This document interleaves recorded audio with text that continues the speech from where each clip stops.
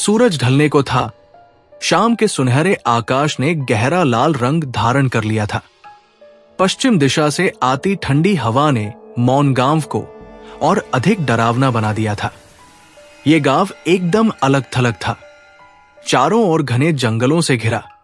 दिन में भी जंगल के भीतर से अजीब अजीब आवाजें सुनाई देती थी, मानो कोई अदृश्य शक्ति वहां निवास करती हो।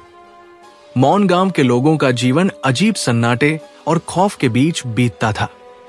यहां के लोग दिन ढलने से पहले अपने घरों के दरवाजे और खिड़कियां बंद कर लेते थे। बच्चों को सख्त हिदायत दी जाती थी कि वे रात में बाहर न निकले। गांव के बीचों बीच खड़ी पुरानी हवेली, जिसे लोग सन्नाटे का मकान कहते थे, गांव की भयावहता का केंद्र थी।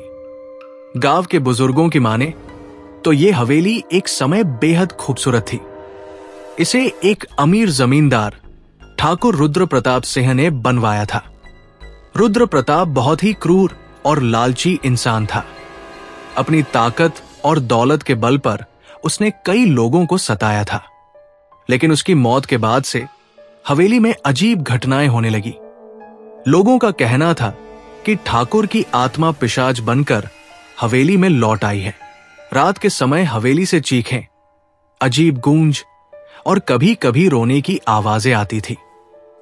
कई लोगों ने दावा किया कि उन्होंने खिड़कियों से लाल आंखों वाली छायाएं देखी है। समय के साथ गांव वालों ने उस हवेली को छोड़ दिया और उसकी तरफ देखना भी बंद कर दिया। अनिरुद्ध, एक युवा इतिहासकार और खोजी लेखक, हमेशा से पुरानी और रहस्यमयी जगहों की कहानियों पर काम करता आया था। उसे अजीबोगरीब कहानियों को सच साबित करने का जुनून था। एक दिन उसे एक प्राचीन ग्रंथ में मौनगांव और उसकी हवेली का जिक्र मिला। क्या सच में पिशाच होते हैं या ये सिर्फ डर की वजह से फैली अफवाह है? उसने सोचा। मौनगांव की ओर जाने का रास्ता कठिन था। जंगल की पगडंडियों पर चलना किसी चुनौती से कम नहीं था।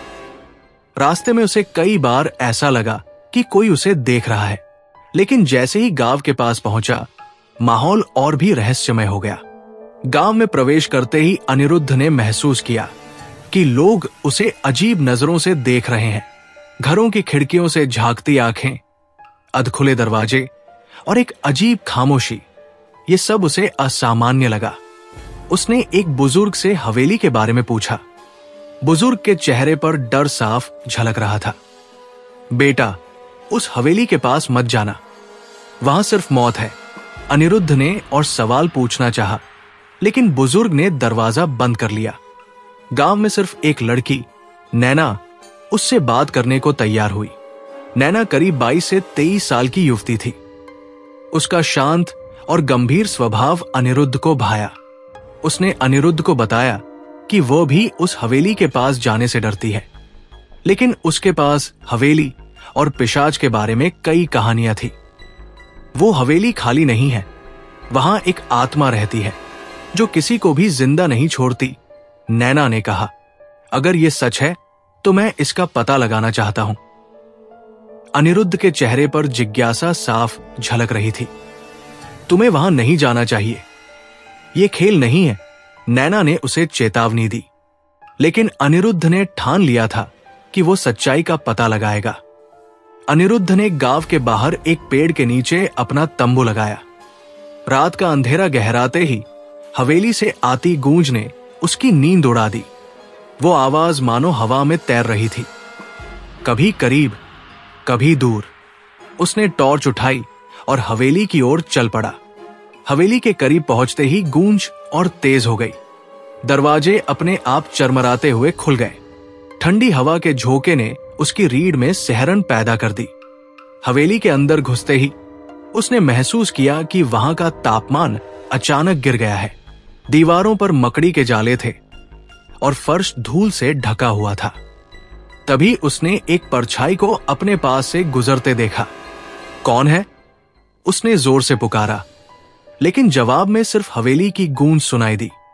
अनिरुद्ध ने जैसे ही हवेली के अंदर कदम रखा, उसकी सांसें थम सी गई। चारों ओर सन्नाटा पसरा हुआ था, लेकिन यह सन्नाटा सामान्य नहीं था। ऐसा लग रहा था जैसे हवेली खुद उसे देख रही हो। दीवारों पर लगी पुरानी तस्वीरें, जिनमें रुद्र प्रताप सिंह और उनके परिवार के सदस्यों के चेहरे दिख रहे थे, अनिरुद्ध को घूर रही थी। जमीन पर पड़े टूटे हुए बर्तन, फटे हुए पर्दे और पुराने फर्नीचर की स्थिति हवेली की वीरानगी की कहानी बता रहे थे। लेकिन एक कोने में रखा एक पुराना झूला धीरे धीरे हिल रहा था, जबकि वहां हवा तक नहीं थी। तभी अचानक एक ठंडी हवा का झोंका आया। अनिरुद्ध ने अपनी टॉर्च उस दिशा में घुमाई। क्या कोई है? उसने ऊंची आवाज में पूछा। जवाब में एक भारी गूंज सुनाई दी, मानो कई लोगों की चीखें एक साथ मिलकर आवाज बना रही हों। अनिरुद्ध का दिल जोर जोर से धड़कने लगा, लेकिन उसकी जिज्ञासा उसे आगे बढ़ने से रोक नहीं पाई। हवेली के बड़े हॉल में पहुंचते ही उसने एक लंबी छायादार आकृति देखी। वो आकृति धीरे धीरे एक दरवाजे की ओर बढ़ रही थी। अनिरुद्ध ने उसे पकड़ने की कोशिश की, लेकिन जैसे ही वो दरवाजे के करीब पहुंचा, दरवाजा अचानक जोर से बंद हो गया। उसकी सांसें रुकने लगी। उसने दरवाजे को धक्का देकर खोलने की कोशिश की, लेकिन यह बेहद भारी था। तभी उसके कानों में किसी के धीमे स्वर सुनाई दिए, यहां से चले जाओ, वरना तुम्हारी मौत पक्की है। अनिरुद्ध को पहली बार डर का असली एहसास हुआ। उसने पलटकर हवेली से बाहर निकलने की सोची, लेकिन जैसे ही वो वापस मुड़ा, सामने दीवार पर खून से लिखे शब्द दिखाई दिए, मुझे न्याय चाहिए। उसके हाथ पैर सुन पड़ गए। वो घबराते हुए दौड़कर हवेली के दरवाजे की ओर भागा। दरवाजे तक पहुंचते ही उसने महसूस किया कि उसके पीछे कोई उसका पीछा कर रहा है। उसने पलटकर देखा, लेकिन वहां कोई नहीं था। बाहर निकलते ही उसने गहरी सांस ली और सीधे नैना के घर की ओर भागा। अगली सुबह अनिरुद्ध ने नैना से मुलाकात की। वो अभी भी रात की घटनाओं से सहमा हुआ था। नैना ने उसे ठंडा पानी पिलाया और धैर्य रखने को कहा। यह सब क्यों हो रहा है नैना? ये हवेली इतनी खतरनाक क्यों है? उसने पूछा। नैना ने उसे हवेली के इतिहास के बारे में बताना शुरू किया। ठाकुर रुद्र प्रताप सिंह इस गांव के जमींदार थे। वो बेहद ताकतवर, लेकिन उतने ही निर्दयी इंसान थे। उनकी हवेली गांव वालों के खून सीने से बनी थी। उन्होंने गरीबों से जबरन उनका सब कुछ छीन लिया। अगर कोई विरोध करता तो उसे यातना देकर मार दिया जाता। तो क्या रुद्र प्रताप की आत्मा अभी भी वही है? अनिरुद्ध ने पूछा। हां, नैना ने गंभीरता से कहा। एक दिन गांव की एक बूढ़ी महिला, जिसका परिवार ठाकुर के अत्याचार का शिकार हुआ था, उनके सामने खड़ी हो गई। उसने ठाकुर को शाप दिया कि उनकी आत्मा मरने के बाद भी इस हवेली में कैद रहेगी। नैना ने आगे बताया, कुछ महीनों बाद ठाकुर का अचानक देहांत हो गया, लेकिन उनकी आत्मा हवेली में लौट आई। तब से हर रात उनकी चीखें हवेली से बाहर गूंजती है। वो न्याय की मांग करते हैं, लेकिन गांव वाले इतने डरे हुए हैं कि कोई उनकी मदद करने की हिम्मत नहीं करता। न्याय वो क्यों चाहते हैं? उन्होंने तो खुद ही अत्याचार किया था। अनिरुद्ध ने हैरानी से पूछा। यही तो रहस्य है, नैना ने कहा। शायद उनके मरने के बाद उन्हें अपने किए का एहसास हुआ, लेकिन किसी को यह नहीं पता कि उनकी आत्मा को शांति कैसे मिलेगी। अनिरुद्ध ने ठान लिया कि वो इस रहस्य को सुलझाएगा। अगर उनकी आत्मा को न्याय चाहिए तो मैं पता लगाऊंगा कि वो कैसे संभव है। मुझे इसके लिए हवेली के अंदर और गहराई तक जाना होगा। तुम अपनी जान को खतरे में डाल रहे हो। नैना ने उसे चेतावनी दी। अगर मैं सच का सामना नहीं करूंगा तो इस कहानी का अंत कभी नहीं होगा। अनिरुद्ध ने अपनी योजना नैना को बताई। वो चाहता था कि नैना भी उसके साथ हवेली में जाए। पहले तो नैना ने मना कर दिया, लेकिन अनिरुद्ध की दलीलें और उसके साहस को देखकर वो आखिरकार तैयार हो गई। अगली रात दोनों ने अपने साथ टॉर्च, कैमरा और एक पुरानी किताब ली, जिसमें रुद्र प्रताप के जीवन और शाप का जिक्र था। हमें वहां बहुत सतर्क रहना होगा। हवेली केवल एक इमारत नहीं है, ये कुछ और है। नैना ने अनिरुद्ध से कहा, डरना ठीक है, लेकिन डर के कारण रुकना गलत है। अनिरुद्ध ने जवाब दिया। हवेली में प्रवेश करते ही दोनों ने महसूस किया कि वातावरण पहले से भी अधिक डरावना था। दीवारों पर अजीब अजीब निशान थे, मानो किसी ने उन्हें अपने नाखूनों से खुरचा हो। तलाशी के दौरान उन्हें एक पुरानी अलमारी मिली, जिसमें धूल से भरे कुछ कागज थे। उन दस्तावेजों में ठाकुर रुद्र प्रताप के कई रहस्यमय व्यवहार का जिक्र था। यहां लिखा है कि ठाकुर ने एक प्राचीन अनुष्ठान किया था, लेकिन यह अधूरा रह गया। शायद यही कारण है कि उनकी आत्मा शांति में नहीं है। अनिरुद्ध ने दस्तावेज पढ़ते हुए कहा, यह भी लिखा है कि अनुष्ठान को पूरा करने के लिए एक विशिष्ट स्थान पर कुछ मंत्रों का उच्चारण करना होगा। लेकिन यह स्थान कहां है? नैना ने पूछा। अनिरुद्ध और नैना ने दस्तावेजों को ध्यान से पढ़ा और उन्हें तहखाने का जिक्र मिला। यह तहखाना हवेली के नीचे छिपा हुआ था। तहखाने में जाने का रास्ता हवेली के मुख्य हॉल के नीचे था। दरवाजे को ढूंढने और खोलने में उन्हें काफी मेहनत करनी पड़ी। जैसे ही दरवाजा खुला, एक भयानक बदबू ने उन्हें घेर लिया। नीचे सीढ़ियों से उतरते ही उन्हें ऐसा महसूस हुआ जैसे कोई उन्हें देख रहा हो। तहखाने में चारों ओर हड्डियों के ढेर और अजीब प्रतीक बने हुए थे। दीवारों पर लाल रंग से कुछ मंत्र लिखे हुए थे। तहखाने के बीच में एक पुराना पत्थर का चबूतरा था, जिस पर खून के धब्बे साफ दिखाई दे रहे थे। ये वही स्थान है जहां ठाकुर ने अपना अनुष्ठान किया था, अनिरुद्ध ने कहा। तभी अचानक हवा में एक भारी गूंज सुनाई दी। रुद्र प्रताप की आत्मा प्रकट हुई। उसकी लाल जलती हुई आंखें और घिनौना चेहरा दोनों को जड़ कर देने के लिए काफी थे। तुम दोनों ने मुझे परेशान क्यों किया? रुद्र प्रताप की आत्मा ने गुस्से में पूछा। हम तुम्हें मुक्ति दिलाने आए हैं, अनिरुद्ध ने साहस दिखाते हुए कहा। मुक्ति? मुझे कोई मुक्ति नहीं चाहिए, मुझे न्याय चाहिए, आत्मा चिल्लाई। क्या न्याय? नैना ने पूछा। उन लोगों को इंसाफ चाहिए जिन्हें मैंने सताया। जब तक उनके परिवार के वंशज मेरी माफी स्वीकार नहीं करेंगे, मैं शांति में नहीं रह सकता। अनिरुद्ध और नैना ने तहखाने में लिखे मंत्रों को पढ़ा। यह अनुष्ठान ठाकुर की आत्मा को मुक्त कर सकता था, लेकिन यह जोखिम से भरा था। अनुष्ठान पूरा करते ही आत्मा बेकाबू हो गई। हवेली के अंदर चीजें हिलने लगी और एक खतरनाक तूफान जैसा माहौल बन गया। आखिरी मंत्र का उच्चारण करते समय नैना की आवाज कांपने लगी, लेकिन अनिरुद्ध ने उसका हौसला बढ़ाया। जैसे ही अनुष्ठान पूरा हुआ, रुद्र प्रताप की आत्मा ने गहरी चीख के साथ हवेली को छोड़ दिया।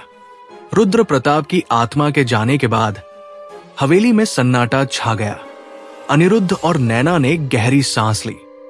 मौन गांव के लोग भी हवेली से आने वाली गूंज से मुक्त हो गए। तुमने जो किया वो आसान नहीं था, नैना ने कहा। यह सिर्फ एक कहानी नहीं थी, यह सच था, अनिरुद्ध ने जवाब दिया। रुद्र प्रताप की आत्मा के शांति को प्राप्त करने के बाद हवेली में एक नई शांति पसरी थी। मौन गांव में लोग अब खुले दिल से जीने लगे थे। वो डर जो हवेली और उसके आसपास फैला हुआ था, अब गायब हो चुका था।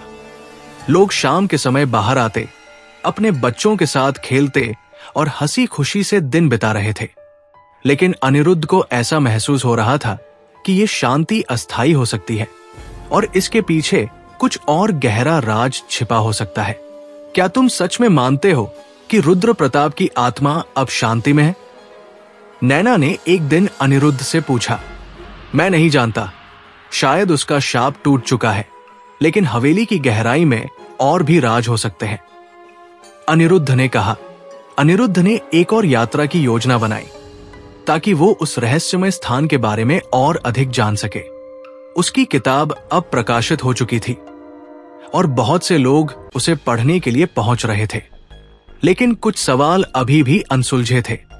उसने तय किया कि वो उन सवालों का जवाब तभी पाएगा जब वो फिर से हवेली में जाएगा। क्या तुम फिर से हवेली जाने की सोच रहे हो?